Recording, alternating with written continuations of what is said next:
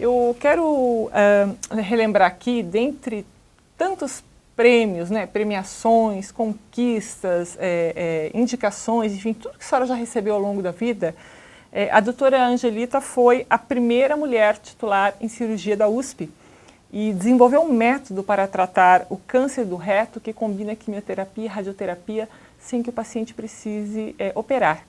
Né? Esse trabalho dela motivou pesquisas de diferentes grupos do mundo todo e uma dessas pesquisas foi premiada como o melhor estudo de 2013 pela Sociedade Americana de Cirurgiões de Colo e Reto.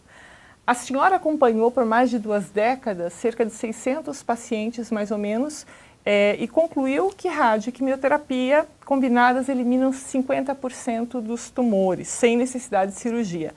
Na época, a senhora disse que o método enfrentava uma certa resistência pela comunidade científica, principalmente entre os oncologistas. Essa resistência, doutora Angelita, ainda existe? Existe.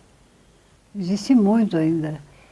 Foi uma guerra muito grande. Agora, eu preciso só definir que não é para todo caso de câncer de reto, é para o câncer do reto bem baixo. É aquele que necessitaria, logo no início, o médico cirurgião vai indicar uma amputação do reto com colostomia definitiva. Então, eu comecei esse trabalho para esses casos, numa tentativa, porque eu sempre fui contrária às colostomias. Eu sempre estudei, tratei de colostomizados, mas sempre achando que se pudesse evitar a colostomia seria melhor. Então, para esses casos, eu induzi, através de outros trabalhos de aparelho digestivo alto, que a radioterapia poderia diminuir muito o tamanho do tumor. E quando eu comecei, eu nem sabia que em alguns casos poderia desaparecer. Eu fui surpreendida com o resultado nos primeiros 4 doentes que eu comecei, nos primeiros doentes que eu comecei, 4, quando eu operava os doentes, porque eu operava sistematicamente, não havia tumor na peça cirúrgica.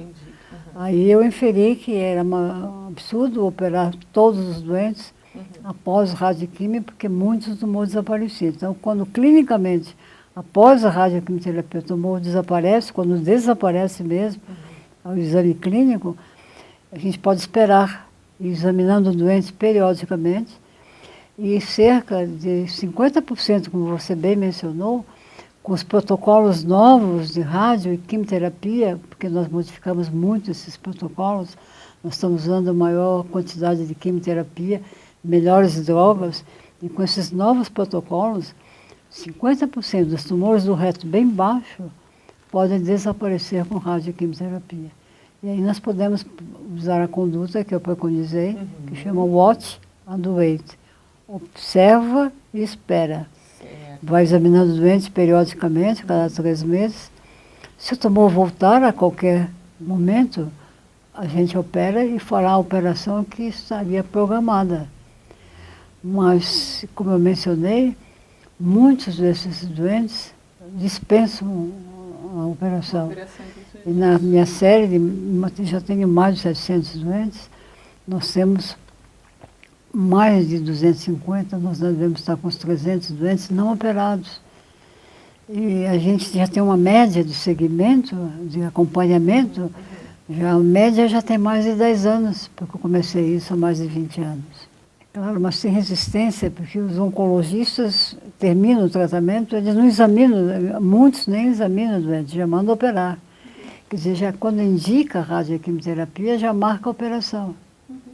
Então, eu discordo disso. Achei interessante que, até na matéria que eu estava lendo, a senhora falou na época, né, que muitas vezes o oncologista desconhece o que advém depois da cirurgia, e é um pensamento que a senhora tem com relação ao paciente, o perfeito casamento com o paciente, se preocupa com o depois, né?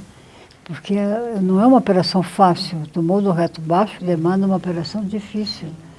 Algumas vezes a gente não faz colostomia definitiva, mas a gente faz operações de conservação esfincteriana, mas em que a função da evacuação, a função sexual... Manter essas funções, claro.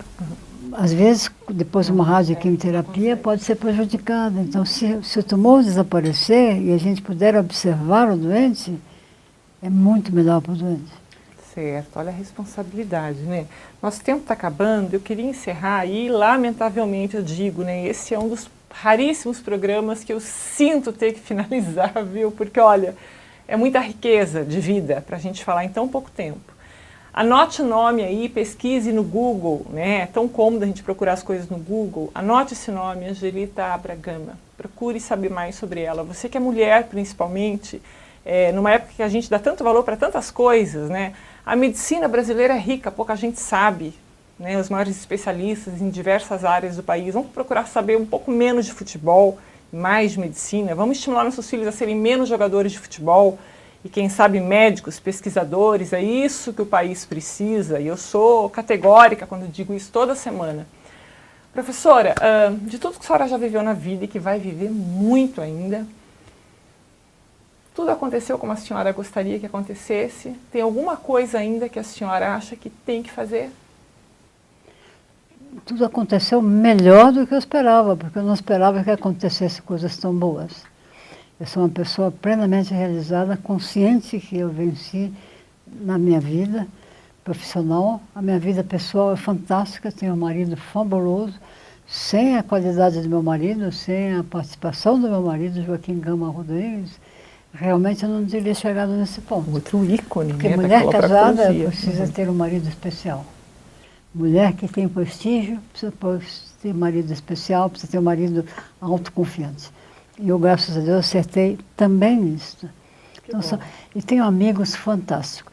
E, sobretudo, que muito me orgulha no meu trabalho é ter tido a oportunidade de transmitir os meus conhecimentos a grande número de pessoas. E as mulheres se entusiasmaram comigo. Eu respeito a opinião das mulheres, admiro as minhas colegas, realmente admiro, e aqui estou em presença de duas grandes profissionais. E eu tive o prazer que elas passaram algum tempo comigo. Que bom, olha, gente, quero agradecer muito a sua participação, doutora Doriane, doutora Maria Cristina, professora, né? Os colegas, né? Ex-alunos chamam de professora. Eu já estou chamando de professora também, né? Mesmo quem não foi aluno presencial, né, dela chama de professora. É respeito, né? Pela história. A gente conhece a história e fica realmente tocada por tudo isso. Muitíssimo obrigado por